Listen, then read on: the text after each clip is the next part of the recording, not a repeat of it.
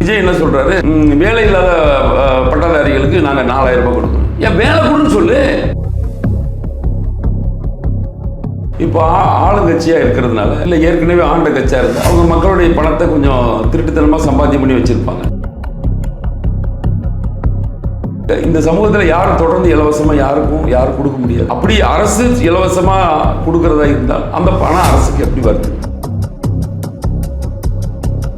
அப்போ இந்த பணம் வந்து நம்மள்ட்ட இருந்தால் போதும். இப்போ நம்ம மகளிருக்கு உரிமை தொகையை ஒரு 1000 ரூபாய் கொடுக்குறாங்க. அந்த அம்மாவுடைய ஹஸ்பண்டோ பையனோ யாரோ போய் குடிக்க போகிறோம். குடிக்கிறதுக்கு எவ்வளோ செலவு குறைஞ்சி பார்த்து ஒரு 5 ரூபா செலவு, மாதம் எவ்வளோ செலவு பண்ணுறாங்க? 15,000. இவங்களுக்கு கொடுக்குறது 1000. ஸோ இந்த பணம் எங்கேருந்து இவங்கள சம்பாத்தியம் பண்ணிலாம் யாரும் தரணும். உங்கள்கிட்டே ஒரு வரியவோ எதையோ ஒன்று கூட்டிட்டு அதில் வந்து எடுத்து உங்களுக்கு வரும். பட் இந்த ஜனங்களுக்கு இதை புரிய வைக்கணும்.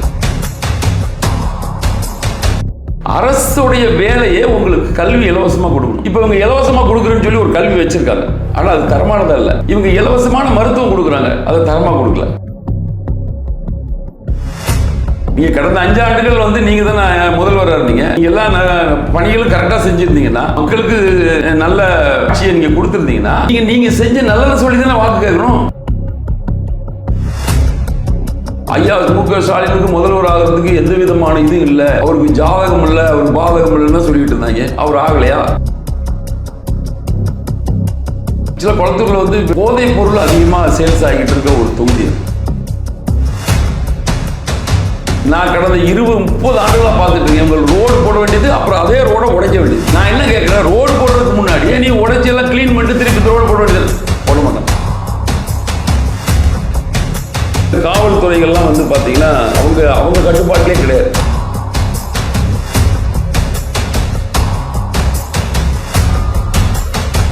வைஸ் தமிழ் நேயர்களுக்கு வணக்கம். தமிழ்நாட்டில் சட்டமன்ற தேர்தலானது சூடுபிடிக்க ஆரம்பித்துள்ளது. பொதுவாக 234 தொகுதியிலும் வேட்பாளர்கள் தேர்தலை நோக்கி களம் கண்டு வாக்கு சேகரிப்பில் தீவிரமாக ஈடுபட்டு வருகின்றனர். சென்னையில் முக்கியமாக ஸ்டார் தொகுதியாக பார்க்கப்படும் கொளத்தூர் தொகுதி என்பது முதலமைச்சர் மு.க. ஸ்டாலின் அவர்கள் போட்டியிடும் தொகுதியாக பார்க்கப்படுகிறது. அந்த தொகுதியில் முதலமைச்சர் மு.க. ஸ்டாலின் திமுக சார்பாகவும், சந்தன கிருஷ்ணன் அதிமுக சார்பாகவும், வி.எஸ். பாபு அவர்கள் தாவேகா சார்பாகவும் போட்டியிடுகிறார். நாம் தமிழர் கட்சி சார்பாக சவுந்தரபாண்டியன் அவர்கள் போட்டியிடுகிறார். நம்முடைய நாம் தமிழர் கட்சியின் வேட்பாளராக இருக்கக்கூடிய சவுந்தரபாண்டியன் அவர்கள் இணைந்திருக்கிறார். அவரை நாம் வரவேற்போம். வணக்கம் சார். வணக்கம் சார். சார், நாம் தமிழர் கட்சி சார்பாக கொளத்தூர் தொகுதி சவுந்தரபாண்டியன் அப்படின்னு சொல்லி உங்கள் பேர் வந்தது, உங்களுடைய மனநிலை எப்படி இருந்துச்சு சார்? இதில் மனநிலையெல்லாம் ஒன்றும் இல்லை. Okay sir. இல்லை கொண்டாட்ட மனநிலை அப்படியெல்லாம் எங்கள் கட்சியை பொறுத்த வரைக்கும் நாங்கள் போராட்டம் தான், போராளிகள் தானே. மக்களுக்கு விழிப்புணர்வு கொடுக்கறதுக்கு கடந்த 15 ஆண்டுகளாக அண்ணன் சீமான் அவர்கள் இடைவிடாமல் போராடி கொண்டிருக்கிறாங்க. அவருக்கு நாங்கள் ஒத்துழைப்பு கொடுத்துட்ருக்கோம். இப்போ அண்ணே களத்தில் யார் நிப்பாடுறாரோ அவங்க அங்கே வேலை செய்வாங்க. அவ்வளோதான். இதில் வந்து பூரி போகிறதுக்கு ஒன்றும் இதல்லை. நாங்கள் ஸ்டாலினையும் ஒரே மாதிரி தான் பார்க்குறோம், மற்றவங்களையும் ஒரே மாதிரி தான் பார்க்குறோம். ஒன்றும் வித்தியாசம்லாம் ஒன்றும் கிடையாது. இப்போ ஆளுங்கட்சியாக இருக்கிறதுனால, இல்லை ஏற்கனவே ஆண்ட கட்சியாக இருந்தால் அவங்க மக்களுடைய பணத்தை கொஞ்சம் திருட்டுத்தனமாக சம்பாத்தியம் பண்ணி வச்சுருப்பாங்க. இப்போ நாங்கள் இன்னும் ஆழம் இல்லை, ஒன்றும் இல்லை, எங்களுக்கு அந்த கொள்கையும் இல்லை. அதனால் திருட்டுத்தனமான சம்பாத்தியம் பண்ண பணம் வந்து எங்கள்கிட்ட இருக்காது. ஸோ வந்து இந்த டிஃப்ரென்ஸ் இருக்கும். பட்டு மற்ற விஷயத்தில் அவங்க எங்களுக்கு நியாயம் இருக்க மாட்டாங்க. Okay sir. இப்போ நீங்கள் வந்திருக்கீங்களா சார்? இப்போ வந்து கொளத்தூர் தொகுதியை சார்ந்தவர், உங்களை பற்றி ஒரு சின்ன அறிமுகம் சார். நீங்கள் யார், எங்கேருந்து வரீங்க? ஆக்சுவலாக நான் வந்து தூத்துக்குடி மாவட்டம் எனக்கு சொந்த மாவட்டம். அங்கேருந்து 1996 நான் சென்னைக்கு வந்தேன். இப்போ கடந்த ஒரு 30 ஆண்டுகளாக நான் சென்னையில் இருக்கிறேன். நாம் தமிழர் கட்சியில் வந்து நான் 2017 இருக்கேன். பட்டு கட்சியோட இணைஞ்சது வந்து 2021. கொளத்தூர் தொகுதியில் தொடர்ந்து மக்களை சந்திக்கிறீங்க, வாக்குகளை சேகரிக்கிறீங்க, மக்கள்கிட்ட போய் பேசுகிறீங்க. மக்களிடையே என்ன மாதிரியான வரவேற்பு இருக்குது சார்? சார், ஒரு பெரிய ஒரு மாற்றம் எப்படி உருவாகிருக்கு அப்படின்னா, இப்போ ஐயா ஸ்டாலின்லாம் வந்து ஒரு 60 ஆண்டுகள் வந்து இந்த களத்தில் நின்றுருக்காங்க. அவர் ஒரு சிஎம்மாக இருந்திருக்காரு, டெப்டி சிஎம்மாக இருந்திருக்காரு, பல நேரங்கள் எம்எல்ஏ இருந்திருக்கிறாரு, மேயராக இருந்திருக்காரு. ஸோ அவரை வந்து மக்களுக்கு எல்லாருக்கும் தெரியும். இப்போ எடப்பாடியாக வந்து கடந்த ஒரு 4.5 வருடங்கள் சிஎம் இருந்திருக்காரு. ஸோ அந்த பொசிஷனில் அவருக்கு இருந்தனால தெரியும். இப்போ எங்கள் அண்ணன் சீமான் வந்து எங்கேயும் போய் எந்த ஒரு பதவியில் இதுவரை இருந்ததில்லை. பட் இப்போ வந்து ரொம்ப ஒரு சமுதாயத்தில் ரொம்ப பின்தங்கின இடத்துல கூட நீங்கள் போய் அண்ணன் சீமானை பற்றி கேட்டிங்கன்னா அவர் எல்லோரும் முதல்ல தெரிஞ்சு வச்சுருக்கிறாங்க. ஸோ இதுவே வந்து ஒரு நாம் தமிழர் கட்சிக்கு வந்து ஒரு முதல் வெற்றி. அரசியல் வெற்றிக்கு முன்னாடி ஒரு வெற்றினா இந்த வெற்றியை நாங்கள் வெற்றியாகவே பார்க்குறோம். இப்போ மக்கள்கிட்ட வந்து பார்த்திங்கன்னா ஒரு அமைதியான ஒரு மனநிலை இருக்குது. இந்த இலவசத்தை பற்றின விழிப்புணர்வை வந்து அண்ணன் பல மேடைகளில் இன்றைக்கு வர இந்த நிமிடம் வர அவர் பேசிட்டு வர நாம் தமிழர் கட்சி மக்களும் அதை நம்ம பேசிக்கிட்டு இருக்கோம். எல்லார்ட்டும் இந்த இலவசம் வாங்கக்கூடாது, அது ஒரு ஏமாற்று வேலை, ஒரு ஏமாற்று வலை, அதில் சிக்காதீங்க அப்படின்னு சொல்லிட்டு பேசிட்டு வர்றோம். மக்கள் இப்போ ஏற்கனவே கடந்த 4 தேர்தலில் நாங்கள் பங்கேற்றிருக்கோம். அதில் வந்து ஒரு 36 லட்சம் பேர் வந்து எங்களுக்கு தேடி இந்த இலவசம் வேண்டாம்னு சொல்லிட்டு வாக்களிச்சிருக்கோம். ஸோ இந்த எலெக்ஷன் வந்து கொஞ்சம் முக்கியமான எலெக்ஷன் தான். ஸோ இதில் இன்னும் அதிகமான பேர் எங்களுக்கு வாக்களிப்பாங்கன்னு சொல்லிட்டு நாங்கள் உறுதியாக நம்புகிறோம். இலவசங்கள் குறித்து பேசுகிறீங்க சார். இப்போ வந்து தேர்தல் வாக்குறுதியாக அதிமுக சொல்லியிருக்காங்க 10,000 ரூபா காசும் ப்ளஸ் வந்து ஃப்ரிட்ஜும் தரேன்னு சொல்லியிருக்காங்க. திமுக 8,000 ரூபா கூப்பன் தராங்க. அவங்களாம் அதெல்லாம் சொல்லி வாக்கு கேட்குறாங்க. நீங்கள் என்ன சொல்லி சார் வாக்கு கேட்பீங்க?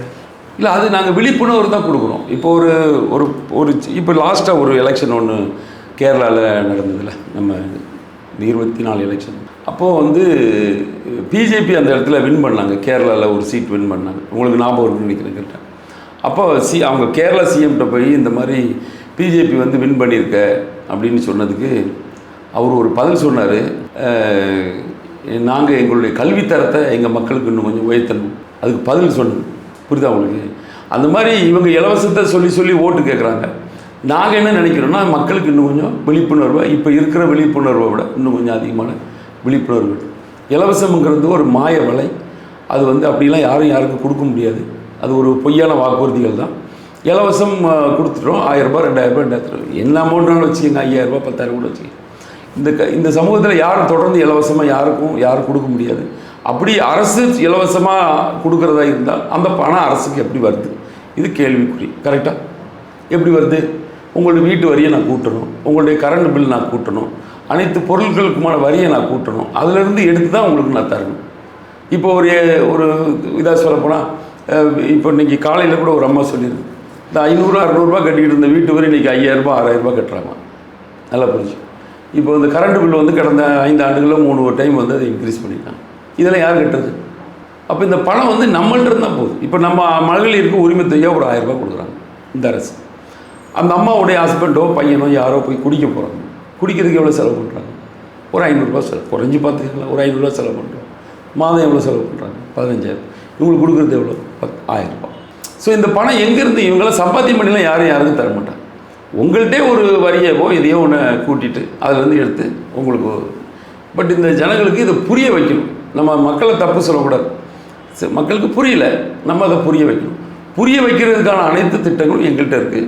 நாம் தமிழர் கட்சி மக்கள் எல்லோரும் அதை நாங்கள் மக்கள்கிட்ட போயிட்டு அதை சேர்க்குறோம். இலவசங்கிறது ஏமாற்று வலை, அதில் விழுந்துடாதீங்கன்னு சொல்கிறோம். நிறைய பேர் அதை ஏற்றிருக்காங்க. ஸோ இது வந்து எலெக்ஷனுக்கு அப்புறம் தான் எவ்வளோ பேருக்கு மாறி இருக்காங்கிறத நம்ம சொல்கிறோம். நாம் தமிழர் கட்சி சார்பாகவும் சில இலவசங்களை சொல்கிறாங்களே சார், அது என்ன இலவசம்? நாம் தமிழர் கட்சி வந்து உங்களுக்கு 3 இலவசம் கொடுக்குது. 3 விஷயம் இலவசம் கொடுக்குது. இந்த 3 வந்து நாம் தமிழர் கட்சி இலவசமாக கொடுக்கல. நம்ம அரசியல் சாசனமே வந்து அதை தன்னுடைய மக்களுக்கு இதை நீங்கள் இலவசமாக கொடுக்க சொல்லியிருக்கு. ஒன்று வந்து தரமான கல்வி கொடுக்க சொல்லியிருக்கு. இது செந்தமிழ் சீமான் சொல்கிறதுன்னு நீ சொல்லக்கூடாது, அவரே அதுதான் சொல்கிறார். அரசுடைய வேலையே உங்களுக்கு கல்வி இலவசமாக கொடுக்கணும். இப்போ இவங்க இலவசமாக கொடுக்குறேன்னு சொல்லி ஒரு கல்வி வச்சுருக்காங்க, ஆனால் அது தரமானதாக இல்லை. இலவசமான மருத்துவம் கொடுக்கணும், அதை தரமாக கொடுக்கணும். இவங்க இலவசமான மருத்துவம் கொடுக்குறாங்க, அதை தரமாக கொடுக்கல. நீர் விற்பனைக்கு வந்துருச்சு, நாங்கள் நீரை வந்து இலவசமாக கொடுக்கணும். இது அரசுடைய கடமை. இந்த 3ஐயும் ஃப்ரீ இலவசமாக கொடுக்குறது அரசுடைய கடமை. அதை நாங்கள் செய்கிறோன்னு சொல்லியிருக்கோம். வேறு எதுவும் நாங்கள் ஃப்ரீயாக தரோன்னு சொல்லலை. அப்போ ஒருத்தருக்கு நீங்கள் கல்வி கொடுக்குறீங்க, அப்போ நீங்கள் கல்வி கட்டப்புறம் நீங்கள் என்ன பண்ணணும்? உங்களுக்கு நான் வேலை கொடுக்கணும், அதுவும் அரசுக்கு கடமை தான். நாங்கள் வேலை கொடுக்குறோன்னு சொல்கிறோம். அப்போ வேலை கொடுத்தப்பறம் என்ன செய்யணும்? அவனுக்கு அதுக்குரிய சம்பளம் கொடுக்கணும். சரி, இவனுக்கு நான் கல்வி ஃப்ரீயாக கொடுத்துட்டோம், மருத்துவம் உங்களுக்கு இலவசமாக கொடுத்தாச்சு, வேலை கொடுத்தாச்சு. இப்போ உங்களுக்கு இலவசமாக எது தேவை? உங்களுக்கு ஒன்றுமே தேவையில்லைல்ல. நீங்கள் வேலை கிடைச்ச பிறகு உங்களுக்கு சம்பளம் கிடைக்க போகுது. நீங்கள் இந்த வாழ்க்கையே எவ்வளோ சுகமாக வாழ முடியுமோங்கிறத நீங்கள் வாழ்ந்துக்கலாம். நான் 1000 ரூபா கொடுத்தாப்போ உங்கள் வாழ்க்கை தர உயர்ந்துட போகிறது கூடாது. ஸோ 1000 ரூபா கொடுக்குற இப்போ ஒருத்தருந்து ஐயா விஜய் என்ன சொல்கிறாரு? வேலை இல்லாத பட்டதாரிகளுக்கு நாங்கள் 4000 ரூபா கொடுக்கணும். ஏன் வேலை கொடுன்னு சொல்லு. அப்படி திரும்ப திரும்ப சுற்றி வந்து நான் இலவசமாக தர்றேன், உனக்கு என்ன கொடுக்கணுமோ அதை நான் தரமாட்டேன், ஆனால் நான் உனக்கு இலவசமாக தருவேன். இது இந்த விழிப்புணர்வும் நம்ம மக்களுக்கு கொண்டு வரணும். அதைத்தான் நாங்கள் ஏற்படுத்திக்கிட்டோம். ஆனால் இலவசங்கிறது ஒரு மாய வலை தான். அதில் வந்து நீங்கள் யாருமே இலவசமாக கொடுக்க முடியாது, உலகம் ஃபுல்லும் கொடுக்க முடியாது. இந்த விழிப்புணர்வு வந்துருச்சுன்னா நாம் தமிழர் கட்சி ஜெயிச்சோம். கொளத்தூர் தொகுதி சார், கொளத்தூர் தொகுதியில் அதிமுக சார்பாக சந்தான கிருஷ்ணன், தாவேக சார்பாக VS பாபு, திமுக சார்பாக முதலமைச்சர் MK ஸ்டாலின், இதில் யாரை நீங்கள் பிரதான எதிரியாக பார்க்குறீங்க? உங்களுக்கு போட்டியாக யாரை பார்க்குறீங்க? சரி, எதிரின்னு ஒன்று அரசியல் காலத்தில் நம்ம எல்லாருமே எதிரின்னு தான் நீங்கள் பார்ப்பாங்க. ஆனால் நாம் தமிழர் கட்சி வந்து எதிரியால் அவங்க கொள்கைக்கு தான் எதிரி. ஐயா ஸ்டாலின் வந்து எங்களுக்கு எதிரி கிடையாது, எடப்பாடி எங்களுக்கு எதிரியாக, அவங்க என்ன பங்காளியா பகையாளியா அப்படிலாம் ஒன்றும் கிடையாது. அரசியல் யுத்தத்தில் வந்து கொள்கை ரீதியாக நாங்கள் முரண்படுறோம். அவங்க இலவசத்தை சொல்கிறாங்க, நான் இலவசம் இல்லைங்கிறோம். அவங்க லஞ்சம் வாங்குறாங்க, லஞ்சம் வாங்கக்கூடாதுன்னு சொல்கிறோம். இப்போ ஒரு லஞ்சம் கொடுக்காம எந்த அரசு பணி உங்களுக்கு கிடைக்க மாட்டேங்குது. நாங்கள் லஞ்சம் கொடுக்காம அரசு பணி கொடுக்குறோன்னு சொல்கிறோம்.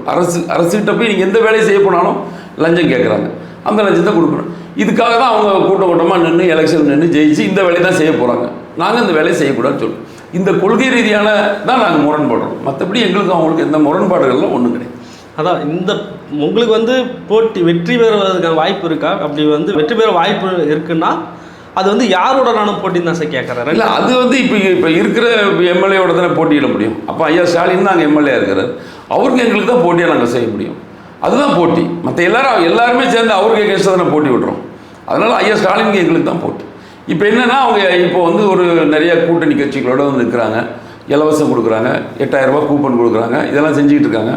இப்போ நாங்கள் கேட்குறது என்னென்னா, நீங்கள் கடந்த 5 ஆண்டுகள் வந்து நீங்கள் தானே முதல்வராக இருந்தீங்க, நீங்கள் எல்லாம் பணிகளும் கரெக்டாக செஞ்சுருந்தீங்கன்னா, மக்களுக்கு நல்ல ஆட்சியை நீங்கள் கொடுத்துருந்தீங்கன்னா, நீங்கள் செஞ்ச நல்லதை சொல்லி தானே வாக்கு கேட்கணும். நீங்கள் எதுக்கு 8000 ரூபா கூப்பன் கொடுக்கணும்? எதுக்கு எலெக்ஷனுக்கு முன்னாடியே வேகமாக கொண்டு போய் ஒரு 5000 ரூபா அரசு பணத்தை எடுத்து ஏன் கொடுக்கணும்? எதுக்கு நீங்கள் 1000 ரூபா கொடுக்கணும் சொல்லுங்கள். இப்போ நான் என்ன 21 22 நைட்டெல்லாம் ஆஃப் பண்ணி போட்டுட்டு நைட்டு சத்தியம் வாங்கிட்டு காசு கொடுப்பாங்க. இது ஏன் செய்கிறீங்க? மக்கள் தான் புரியணும். இப்படி நைட்டு வந்து எனக்கு காசு கொடுக்குற ஒரு வாரத்தை சிந்திச்சுட்டாங்கன்னா மாற்றி ஓட்டு போடுவாங்க.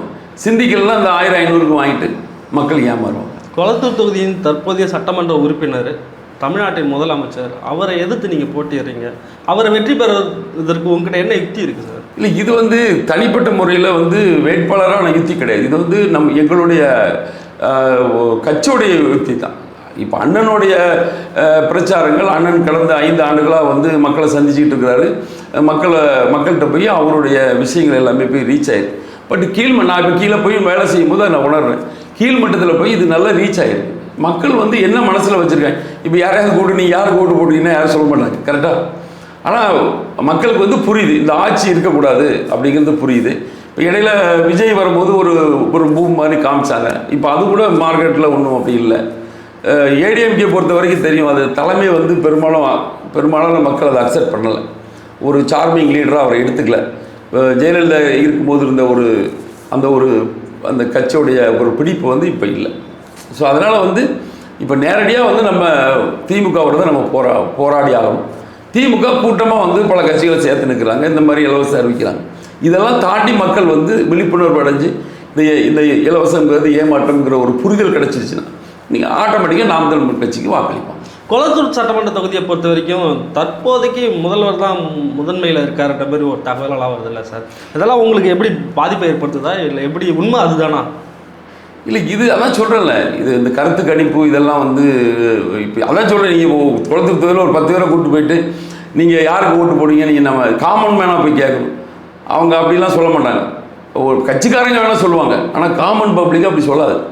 கட்சிக்காரன் இப்போ எந்த கட்சிக்காரன் கேட்டாலும் எங்கள் கட்சிக்கு தான் ஓட்டு போடுன்னு சொல்லுவோம் கரெக்டாக. ஸோ இவங்க அதை வச்சு சொல்கிறது தான். மற்றபடி வந்து இன்னும் ஒரு 2,07,000 ஓட்டு இருக்குது. இவங்க ஒரு கட்சிக்காரங்கன்னு சொல்லிவிட்டு ஒரு 30,000-40,000 பேர் வச்சுக்கோங்களேன். மீதி ஒரு 1.5 லட்சம் பேர் 1,60,000 பேர் இருப்பாங்க.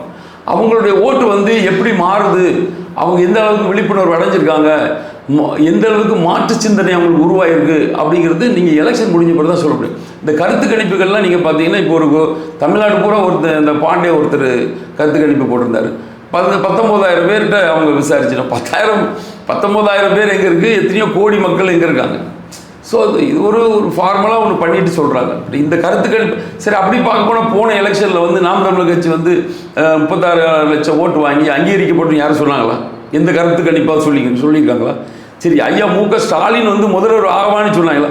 ஐயா மு.க. ஸ்டாலினுக்கு முதல்வர் ஆகிறதுக்கு எந்த விதமான இதுவும் இல்லை, அவருக்கு ஜாதகம் இல்லை, அவர் பாதகம் இல்லைன்னு தான் சொல்லிக்கிட்டு இருந்தாங்க. அவர் ஆகலையா? கருத்து கணிப்புங்கிறது அது ஒரு ஏமாற்று வேலை தான். அதை வந்து இப்போ திமுக ஒன்று பண்ணும், கருத்து திணிப்பு வேணால் பண்ணும், கருத்து கணிப்புன்னு ஒன்றுனாலும் நீங்கள் பண்ண முடியும். நாம் தமிழர் கட்சியை பொறுத்த வரைக்கும் இளைஞர்கள் பெரும்பளவு வாக்களிப்பாங்க, இளைஞர்கள் சப்போர்ட் அதிகமாக இருக்கும். இந்த முறை விஜய் கட்சி வந்து பார்ட்டிசிபேட் பண்ணுறாங்க. அவங்க சார்பாக குளத்தூர் தொகுதியில் விஎஸ் பாபு அவர்கள் நிற்கிறாங்க. எந்த அளவுக்கு வாக்கு வந்து இளைஞர் வாக்கு நாம் தமிழருக்கு வரும், பாதிப்பு எதனா இருக்கா சார் விஜய் கட்சினால? எனக்கு தெரிஞ்சு குளத்தூர் தொகுதியை பொறுத்த வரைக்கும் விஎஸ் பாபுக்கு வந்து ஒரு பெரிய எஃபெக்டிவாக இருந்த மாதிரி எனக்கு தெரியல. நீங்கள் இந்த விஜயை சொல்லும் பொழுது தான் நீங்கள் அதை மாதிரி பார்க்கணும். விஜய்க்கு ஆரம்பத்தில் இருந்த ஒரு கிரேஸ் வந்து இப்போ கிடையாது. ஏன்னா அவருடைய சில பிரச்சனைகள்னால அதெல்லாம் இல்லை. இப்போ அந்த கட்சி சார்ந்தவங்களுடைய பேச்சு வந்து மக்களுக்கு பெருசாக அட்ராக்ட் ஆகலை. அவங்க எல்லாருக்கும் ஒரு புரிதல் இல்லாமல் பேசுகிறாங்க. வயதுக்கு ரொம்ப குறைந்தவங்க, நிறைய பேருக்கு ஓட்டும் இல்லை போல். ஸோ இந்த மாதிரிலாம் இருக்குது. இப்படி இருந்தும் அவருடைய அந்த ஒரு திரை கவர்ச்சியில் வந்து அவருக்கு கொஞ்சம் வாக்கு இருக்கும் அதில். பட் எவ்வளோ இருக்குன்னு நம்ம சொல்ல முடியாது. பட் அவர் வின் பண்ணி ஆட்சி அமைக்கிற அளவுக்குலாம் இருக்க வாய்ப்பு கிடையாது. ஏன்னா அரசியல் களம்ங்கிறது ஒன்றும் இப்படி டைரெக்டாக வந்து அப்படிலாம் உட்கார முடியாது. அது இவங்க எம்ஜிஆர் சொல்ல, எம்ஜிஆர் ஒன்றும் டைரெக்டாலாம் வரல. அவரு திமுகவில் வந்து பொருளாளர் இருந்தவர், திமுகவுடைய அனைத்து பிரச்சாரங்களும் பண்ணவர். உண்மையாக பொய்யா? ஒரு பெரிய போராட்டம் பண்ணி தான் அவர் வந்து அவருக்கு வந்து அந்த திரை கவர்ச்சி ஹெல்ப் பண்ணிச்சு. அவர் கட்சி உடைச்சிட்டு வெளியே வந்தார், கட்சி நிர்வாகிகள்லாம் வெளியே வந்தாங்க. அப்படி தான் அவர் சிஎம் ஆனார். ஜெயலலிதா அம்மா சிஎம் ஆனதுக்கும் ஒரு காரணம் இருக்குது. அந்த அம்மா அதிமுகவில் ஒரு கொள்கை பரப்பு செயலாளர் இருந்தாங்க. அவங்க வந்து ராஜ்யசபா எம்பியாக இருந்தாங்க. அவங்களுக்கு ஒரு திரை கவர்ச்சி இருந்தது, நல்ல பேச்சாளராக இருந்தாங்க இல்லையா? இப்படியெல்லாம் அவங்களாம் பேசுகிறாங்களா? இவர் என்ன பேசுகிறார்? முதல்ல எதையாவது பேசியிருக்காரு அவர்? நீ சொல்லு, எதையாவது ஒரு 10 நிமிஷம் இந்த அரசியலை பற்றி ஏதாவது சொல்லியிருக்கிறாரா? ஒன்றும் இதுவரை சொல்லலை. ஒரு கவர்ச்சியை மட்டுமே நம்பி இருக்கிற ஒரு கட்சி அது. அதனால் அது நம்ம ஒன்றும் சொல்ல முடியும். இந்த எலெக்ஷனுக்கு அப்புறம் தான் அது சொல்ல முடியும்.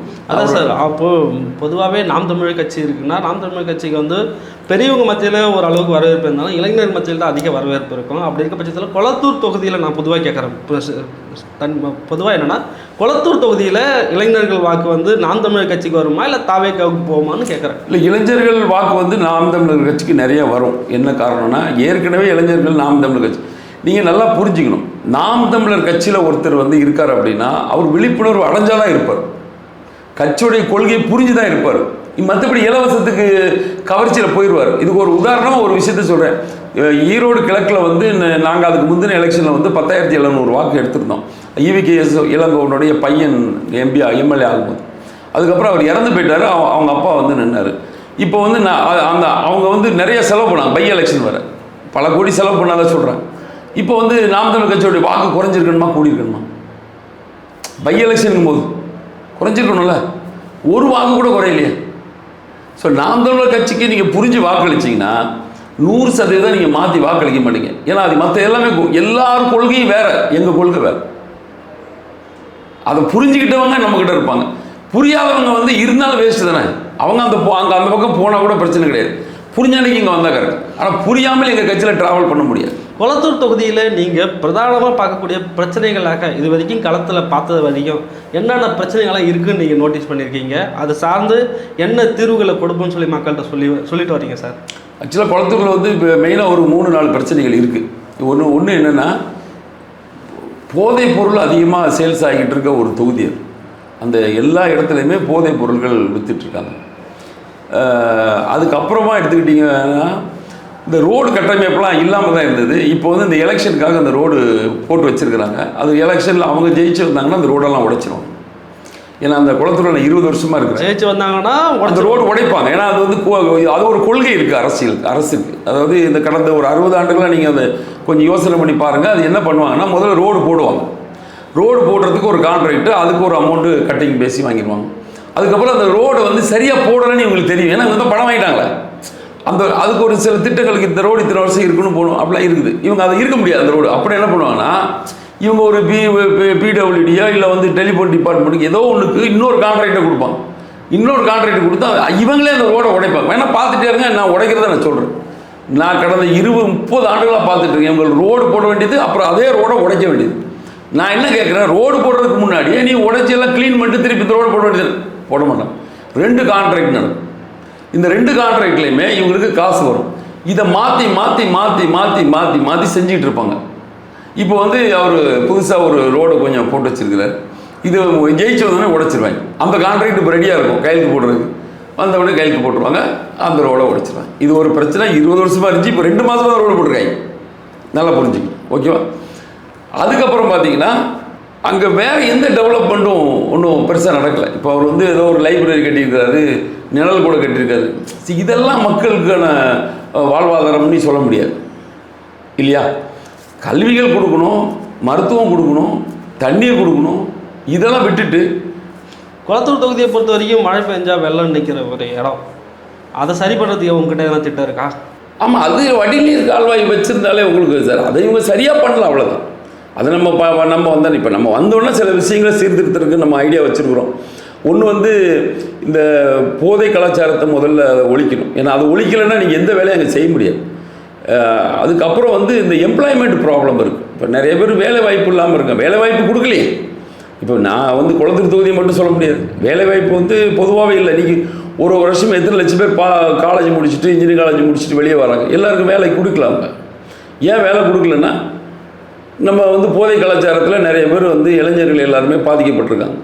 இதனால் வட இந்தியர்கள் வந்து அந்த வேலைகளை நிரப்புகிறாங்க. உண்மையாக போய் நம்மகிட்ட இளைஞர் இல்லைன்னு சொல்கிறீங்களா? இளைஞர்கள் இருக்காங்க. எல்லாம் பதில். இன்றைக்கி பார்த்தீங்கன்னா ஒரு டிவிக்கு ஒருத்தர் வந்து பிரச்சாரம் பண்ண வரும்போது நல்ல ஃபுல் போதையில் அதை வீடியோ எடுத்து போட்டிருக்காங்க. அது மாதிரி ஒரு தொண்டை கிடையாது, அவர் வந்து ஏதோ ஒரு முக்கியமான பொறுப்பில் இருப்பார். அவர் சாராயம் குடிச்சிட்டு வந்து ரோட்டில் பிரச்சாரம் பண்ணிகிட்டு இருக்காங்க.